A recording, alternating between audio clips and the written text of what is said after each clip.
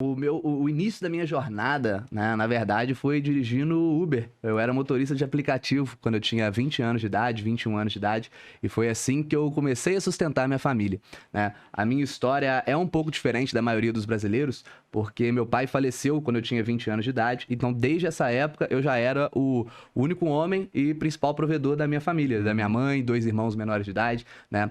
Então eu me tornei o homem mais velho da minha família muito cedo, né? E nunca recebi herança, não tinha outras alternativas, não tinha um negócio, então precisei me virar como dava. Comecei trabalhando de Uber, que é como eu consegui ali na época, né? E desde essa época eu já estudava sobre investimentos. Então, muito antes disso, desde os meus 18 anos de idade, eu já me interessava muito por esse assunto, já estudava muito por esse assunto. Estava lá fazendo faculdade de engenharia, mas o que mais me abrir os olhos ali mesmo, né, eram uns investimentos. Então, eu estava ali estudando, já investindo, investia coisa de R$300, R$400 por mês, mas era um valor que foi me ensinando a ter essa consistência nos investimentos e principalmente me dando experiência nos investimentos. Nessa época, era difícil encontrar conteúdo sobre o assunto em português, era difícil ter investidores, eu não tinha ninguém para conversar sobre isso, né, poxa, que no interior de Minas Gerais é mais ainda, né, mais difícil ainda de você encontrar, mas esse mercado sempre me encheu os olhos, assim. E aí, depois disso, eu montei né, trabalhando de Uber, mas sempre pensando em outras alternativas para fazer um dinheiro. Eu sabia que aquilo ali não é o que ia dar a vida que a minha família merecia. Então, eu comecei outros negócios, cheguei a ter um aplicativo que a gente lançou na UFJF, que é a federal que eu estudei. Nós tivemos eu tive uma empresa de excursão de festas também, que eu pegava aqui, levava a galera para festivais, Rock in Rio, esse tipo de show de música, assim, fora daqui. Vendedor nato, né? Aí, então, e aí, primeiro, assim, fiz vários outros negócios, mas assim, o que realmente começou a dar certo foi um comércio, uma loja de milkshake que eu tenho na minha cidade natal. Ela funciona até hoje, inclusive. Qual é a sua cidade? Ubá. Ubá? Ubá. Você é de Ubá, cara? Sou de Ubá. Que bacana. Cidadezinha ali de 100 mil habitantes, né? Bem do interior mesmo. Muito certo. Pra quem tá ouvindo a gente... Exatamente. Boa visão.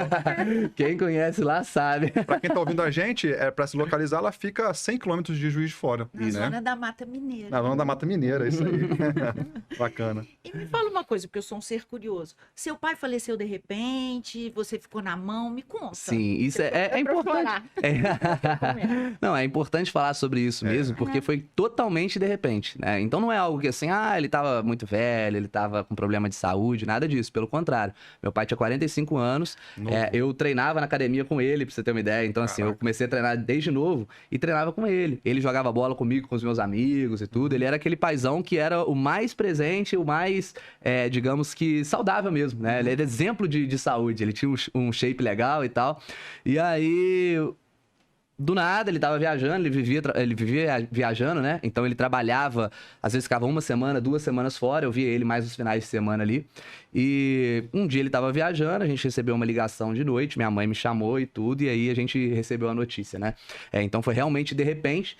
Então foi realmente um baque pra mim e pra minha família, claro. Anos? Eu tinha 20 anos. 20 anos. Então, assim, eu conto essa história, né, que no velório dele mesmo eu nem conseguia chorar, porque na minha cabeça eu percebi, cara, agora é só eu, não tem mais ninguém. Minha mãe ganhava um salário mínimo na época. Então, se eu não me virasse ali, eu não ia dar certo, né? E aí eu realmente assumi essa rédea da família ali no velório do meu pai, porque eu não conseguia chorar só pensando assim, dinheiro, dinheiro, dinheiro, dinheiro, onde eu vou arrumar, o que eu vou fazer. E então essa garra que eu tive ali para mudar a vida da minha família foi o que eu acredito que mais me fez chegar até aqui, né? Com vários outros negócios e tal. Então, naquele momento ali, quando eu tinha 20 anos de idade, eu coloquei uma meta para mim, financeira. Eu coloquei na minha cabeça que eu chegaria no primeiro R$1 milhão até os meus 30 anos de idade, né? E fui trabalhando, fui correndo atrás, cheguei em metade desse tempo, com 24 anos, já tinha atingido meu primeiro 1 milhão, né? Então foram 4 anos ali de muito trabalho, trabalhando final de semana, feriado, economizando muito, inclusive, até chegar nessa meta, que na minha cabeça, na época, era um valor absurdo, assim, eu nunca imaginava, ninguém na minha família nunca teve um valor como esse, então eu achava que aquilo ali já ia resolver minha vida por completo. Depois que eu cheguei lá, eu comecei a pensar maior e falei, cara, calma aí, dá pra ir um pouco mais. 10, eu tô muito novo. 20, e vai. E aí o negócio foi só crescendo. E